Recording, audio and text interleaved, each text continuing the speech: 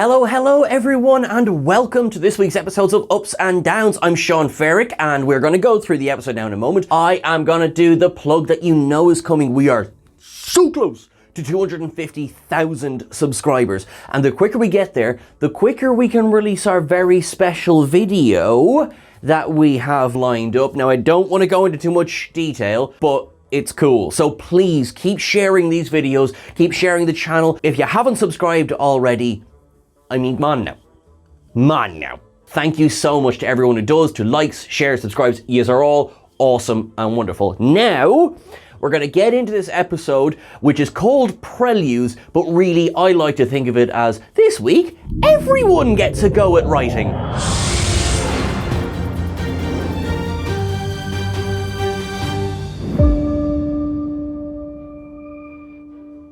This was written by basically the entire writing staff of Star Trek Prodigy, and it's just an upbeat, quite pleasant episode. Yeah, there's bits in it that remind us that no, there are stakes and there's peril, but I really wanted to just say at the start, this feels like this was probably just a really nice session of writing. I enjoyed that straight away. So the title, right, Preludes, that kind of gives you a little bit of a clue as to what we're going to get. It's a backstory episode. You do run the risk with doing backstory episodes of stopping the momentum in its tracks. So we can be like, you know, hey, we're going forward. Now, hold on a second now. Hang on now, I just tell you all about this person and that time that their aunt sat in their sheep. It's just, you're playing with fire when you do this. And I have to say, they nailed it. So we know the backstory of some of the characters, and basically what this does is it gives us the rest of the characters, at least in terms of the protostar. We don't exactly have the backstory of the entire crew of the Dauntless yet. Possibly that's coming next week. I really appreciated that. Perhaps unsurprisingly, after all of this preamble, my first up of the week is the backstories that we get. Because although I've learned to love the characters just on the information that we've been given so far, this for me felt like a reward for sticking with them. Like Rok-Tahk and Zero and Jankum. I very much liked them as they were presented, but this gives us more. How they ended up on Tars Lamora. It's essential information that I'm glad we didn't have up to now. We got little bits of info week by week, enough for us to fall in love with these characters, particularly Rok-Tahk. Now that we see how they ended up there, not of course that, it doesn't matter, because it absolutely does, but it's not the defining trait of each of these characters. These backstories don't, you know, wallop us to the side of the head with, oh, feel sorry for this character, feel sorry, because we already have feelings for these characters. All this is doing for these characters is giving us more without taking away from what we've had already. So, as I've said, big massive up to the backstories this week. The kind of the framing part of this episode on the Protostar is they're trying to get the protodrive back online. Like many framing devices, that's not massively important. It's not really the driving point of the plot. Dal is still kind of dealing with the reveal that, oh, I'm augmented. How do I deal with this? And the rest of the crew kind of look at him, they're like, no, Dal. You're augmented. Gosh, how difficult it will be for you. Shall we tell him our stories? That I do like. Because it's also, obviously I've described it as such, but it's not Dal, you don't matter, hang on, I tell you my sob story. That's not the case at all. We respect what you're going through, let us tell you how we understand it. And that I appreciate. It takes a maturity. And again, I think that's a very good lesson to put across in a show that, yes, is designed for all audiences. I think it's really good. Rok-Tahk, back when she was younger, before she spent all those years on the Protostar alone, which we're not allowed to talk about yet. Anyway, basically playing the part of, you know, the big wrestler type, the monster who had to be taken down, that sort of thing. She does the pageantry of wrestling with her, well, with her friend, who is a somewhat older man who, as we will learn, he knows how to play the game slightly better than she does. Every single time until the last, she lets him win. It's the fun of the piece. They have their wrestle, they put on their show. He comes at her with his sword, which is, completely ineffective against her Brikar physiology. and you have people cheering up in the aisles. Reminds me an awful lot of Zunkatsi, except this time they really just are going through the motions. For a few moments, it's quite sweet. You know, these two are, you know, they're working together. And in fact, an up from me this week is, this is what we do. And I think it's a really good message, particularly, as I said, for a show aimed at all audiences. You know, one does not have to show off their strength or their prowess for the sake of ego. It's just not there. She's just bored. And she's a child. And that makes complete and utter sense. So yes, that is I think that is a wonderful, wonderful way of depicting her backstory this week. Myself as a child as anything to go by, that kid's getting bored after day one. All right?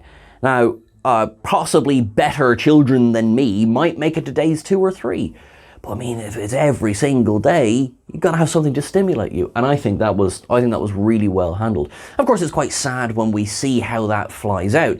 You know, Rok-Tahk decides to change up the game. It immediately results in her being sold into slavery to the Kazon that delivered her to Tars Lamora. Now that's unfortunately, quite a harsh truth that she is facing. It's like, no matter how much you think you're in control, in this situation, you're really not. And that is one of the things I appreciate about Prodigy, is that it will give you something to smile, and then it will cut the feet out from under you. And because we know this was written by all of the writing staff, we know that all of them are monsters. What I thought was actually quite a fun backstory, sad in its own way, but quite a fun backstory, is Jankum Pogs. I must admit, I was grinning through all of this scene. So we know that Jankum arrived in the Delta Quadrant on a sleeper ship. Now, what we see this time around is it is one of the Tellarite ships that we originally saw in Star Trek Enterprise. I am loving the love for Enterprise that we're getting in the recent series. We've had call-outs in Lower Decks, we've had call-outs in Discovery particularly. I am loving it. But yes, the design of the Tellarite ship from Enterprise makes an appearance here. Jankum is woken up from his cryosleep by the ship's computer in the form of, you know, a wee service droid. There's 100 different issues that need to be fixed, but the service droid will not respect or answer to the first person. Like, Jankum Pog has to say Jankum Pog, otherwise the ship won't respond to it. And I think that is bloody hilarious. And that explains why Jankum Pog always identifies himself by name. So he is running around this ship that is from the 22nd century, and hold on, we're getting a shout from Cannon Watch. Hello, Sean Blass here for Galaxy Truth Network. What we finally get this week is confirmation of what everyone has always suspected: the Tellarite domination of the Milky Way galaxy. In the 22nd century, a whole fleet of sleeper ships were sent out into the distant corners of the Milky Way with the single purpose of taking over the entire galaxy. Now, we have suspected this for hundreds of years, but it's been kept hush-hush by the powers that be. This week, we get our confirmation. Sleeper ships have been sent out. They're in the Delta Quadrant. They're probably allied with the Borg. We will bring you more on this as it develops. Back to you, Sean.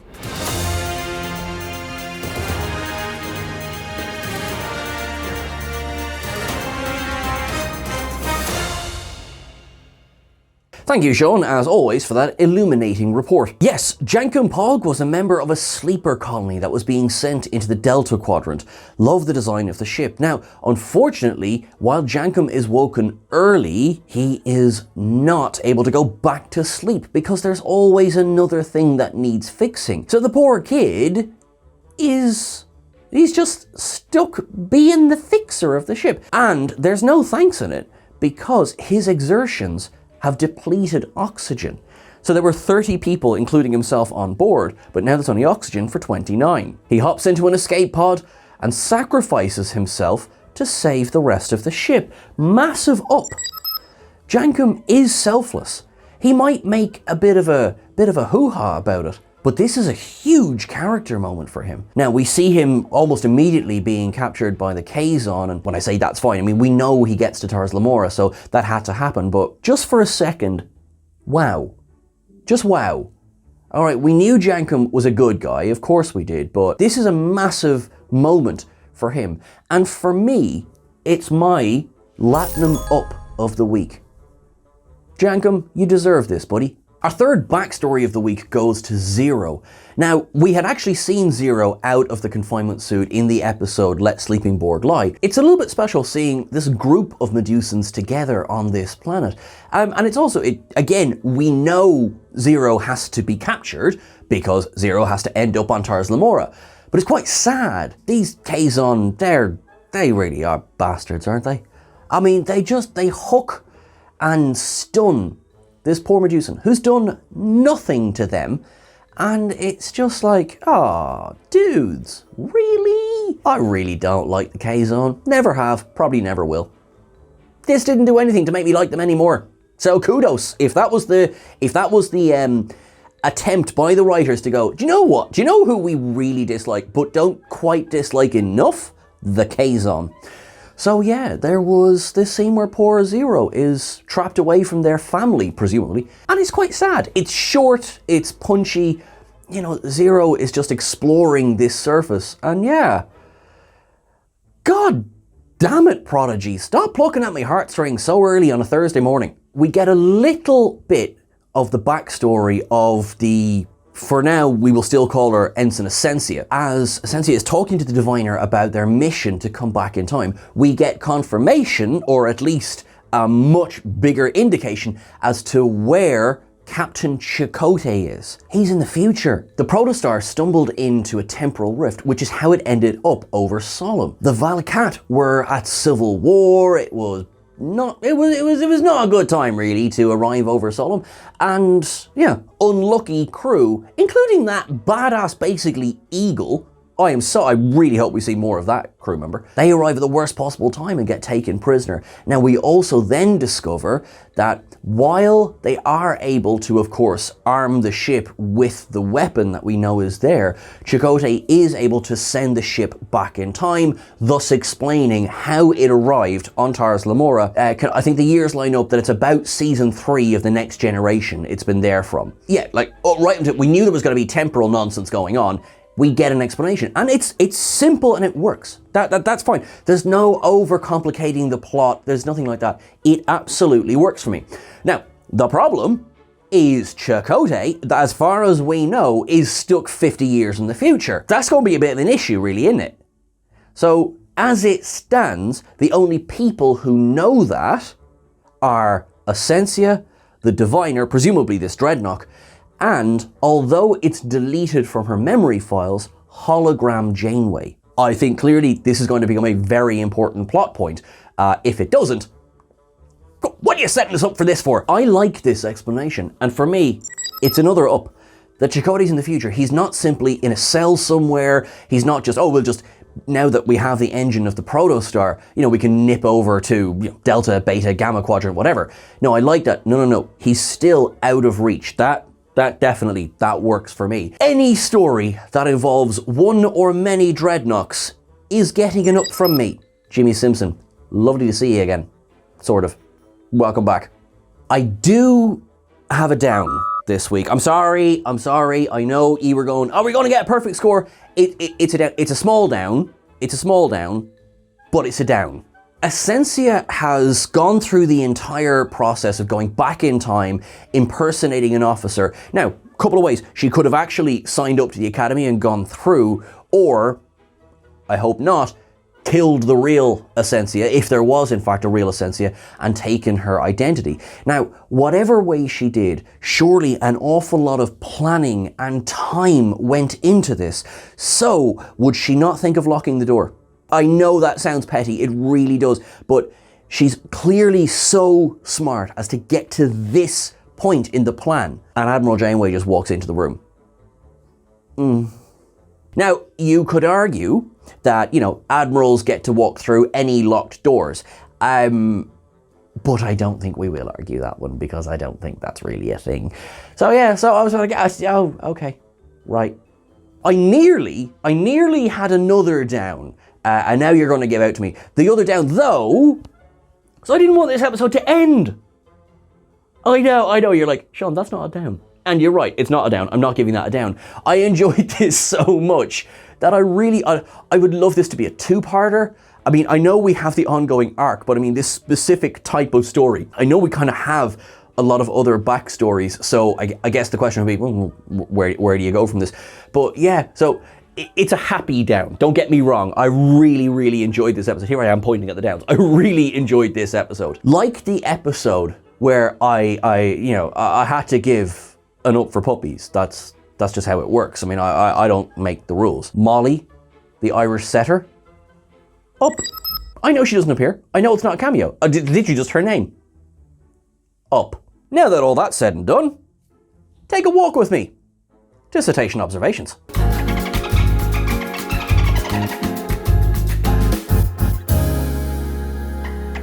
Now, the Voyager model returns from last week, the one sitting in Janeway's office. We have a Klingon and a Kazon are watching Rock Talk's wrestling match. Now, we have a Cation who appears, quite frightened, unfortunately, of Rock Talk, but still so cute. A Bolian is the one who sells Rock Talk into slavery.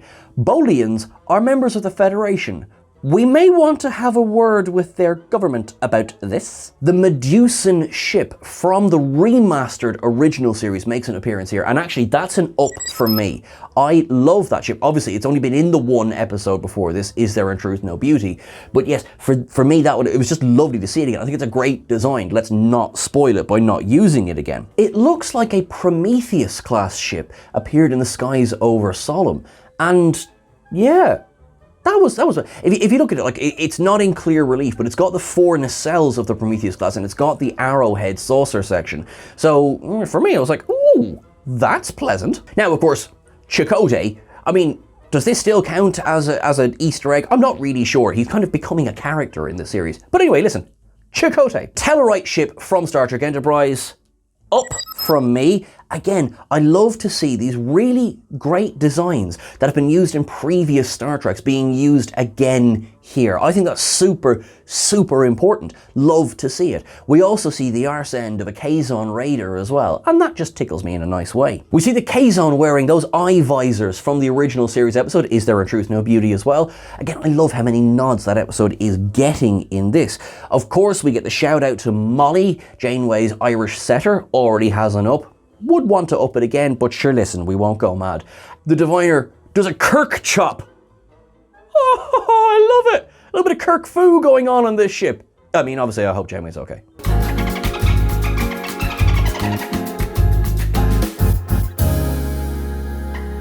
That's everything for this week, folks. It was a fun episode. We get our backstories, and it was just enjoyable. So, what did you think? Let me know in the comments below. Let me know what did I miss from Cetacean Observations. I actually love that. Please do keep tagging me in that.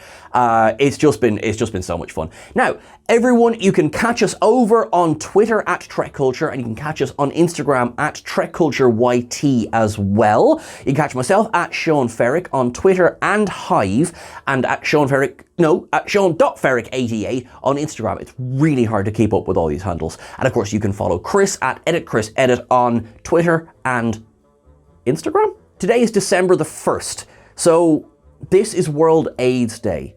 Please, if you can, make sure that you know your status. Make sure that you are reading up on all the latest fantastic developments that there are in healthcare when it comes to living with HIV. If you are in fact living with the virus, remember it is not the end of the world at all. Make sure you are on your medication. Make sure you are speaking to people, and make sure you know you are not alone. I love you all. Thank you so much, everyone. Before we go, to our friends in Ukraine, your bravery is absolutely outstanding. Please keep up the fight, keep going. You are incredible. To our friends in Iran, I hope that you get to see this. We are behind you 100%. Everyone, please keep sharing the message of the incredible protests that are taking place there. Everyone, have a wonderful weekend. Have a great, however long it is until I see you again. Look after yourselves. Live long and prosper. Stay cool. Make it so.